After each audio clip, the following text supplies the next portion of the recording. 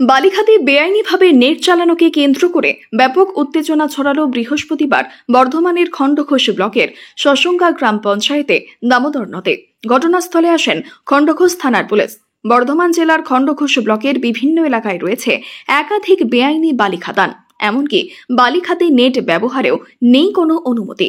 রাজ্য সরকারের নিয়ম কানুনকে বুড়ো আঙুল দেখিয়ে স্থানীয় নেতাদের মদতেই রমরমিয়ে চলছে বালিখাতগুলো, যার ফলে রাজস্ব আদায়ে চরম ক্ষতি হচ্ছে রাজ্য সরকারের। নেটের মাধ্যমে দামোদর নদ থেকে বালি তোলার ফলে নদীর জলে তলিয়ে গিয়ে মৃত্যুর ঘটনা ঘটছে প্রায়শই।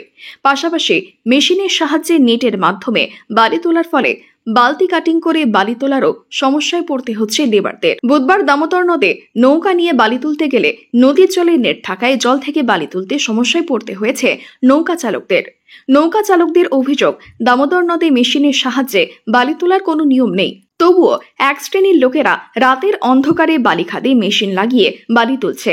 নেট সরানোর কথা বলতে গেলে নেট মালিকের লোকজন নৌকার লেবারদের উপর চড়াও হয়, তাদের মারতে আসে। এই ঘটনায় ব্যাপক উত্তেজনা ছড়ায়। পরিস্থিতি নিয়ন্ত্রণে আনতে ঘটনাস্থলে আসে খণ্ডঘোষ থানার পুলিশ।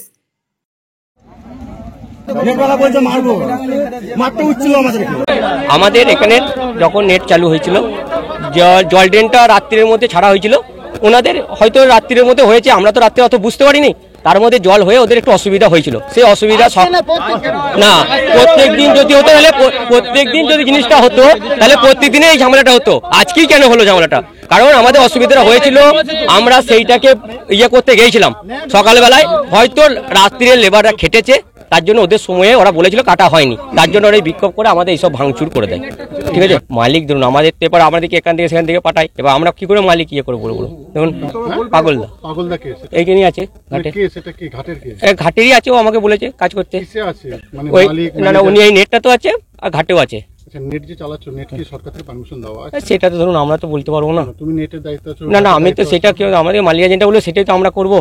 দেখুন সেটা মালিকরা বলবে, সেটা আমি কি করে বলবো বলুন? এখানে তো হয়েছে যে এদের যে অসুবিধা, যে এরা নৌকা নিয়ে পেরোতে পারেনি, সেটার জন্য আমরা তো সকালবেলাতে হয়তো লেট হয়েছে ঘুম থেকে উঠতে, সেটা কেটে দিচ্ছি তো আমরা।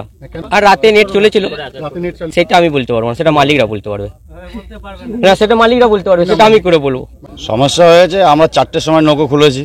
রাত 4টের সময় নৌকো খুলে মাল কেটে এসে আমাদের এই রাস্তা অবরোধ করে বসে আছে এরা, এই নেট পার্টি যে চালিয়েছে, এরা চালিয়ে আমাদের রাস্তা বন্ধ করে দিয়েছে। রাস্তা বন্ধ করে দিয়ে আমাদের এখন যেতে পারছি না, নৌকো নিয়ে মাল কেটে যাবো। সেই 4টে থেকে বসে আছি। নেট চালানোর নিয়ম নেই, বেআইনি ভাবে চলছে। আমরা যে নৌকো ছাগল নিয়ে কাজ করছি, লেবার মানুষ, আমাদের তো রাস্তা দিচ্ছে না। সমস্যা, আমরা কাজ করতে পারছি না। ওরা নেট বসালে, পকেট বসালে আমরা কি করে খাবো? আমাদের নৌকোর বালি চলছে না, রাস্তা বন্ধ হয়ে যাচ্ছে। দেখুন এই যে ফরেস্টার সব ভেঙে যাচ্ছে, যে নদীর সব বালি সব ফরেস্টার সব শেষ করে দিচ্ছে। মানাটা চলে গেল, গৌতমপুর চর মানাটা পুরো চলে গেল এই নেটের জন্য, নেট আর বকেটের জন্য। আর নেটের গাড্ডায় এত লোক পড়ে মারা গেছে, সে ধারণার বাইরে। কারো একটা ছেলে, কারো দুটো ছেলে, এরকম আছে, ঘর মানে নেই। আজকে থেকে আমরা সেই 4টে থেকে বসে আছি, আমাদের রাস্তা আটকে দিয়ে বসে আছে নেট পার্টিরা। অনেকদিন দিয়ে চালাচ্ছে, মোটামুটি পুজোর পর থেকে বন্ধ ছিল, ইদানিং এক মাস দিয়ে চালাচ্ছে নেটটা। এই মুহূর্তে চাইছি নেট বন্ধ করে দিক। সমস্যা, আমাদের বালি বিক্রি হচ্ছে না। এই নৌকায় যারা কাজ করে তার শতকরা 90 জন লোক গরিব মানুষ, তারা প্রতিদিন খেটে খায়, প্রতিদিন এখান থেকে কাজ করে নিয়ে যায়, তাদের চাল ডাল কিনতে হয়। এই নেট বসার কারণে আমাদের বালি বিক্রি হয় না, আমাদের সংসার চলছে না, নৌকা বন্ধ হয়ে যাচ্ছে। নেটে প্রতিদিন কাটিয়ে যে পিছনের দিক যাচ্ছে, আমাদের নৌকা চলছে না, লাইন নাই। সকাল থেকে আমরা বসে আছি, এখন আমরা সারাদিনে কাজ করে যাব, চাল কিনবো, খাবো দাবো।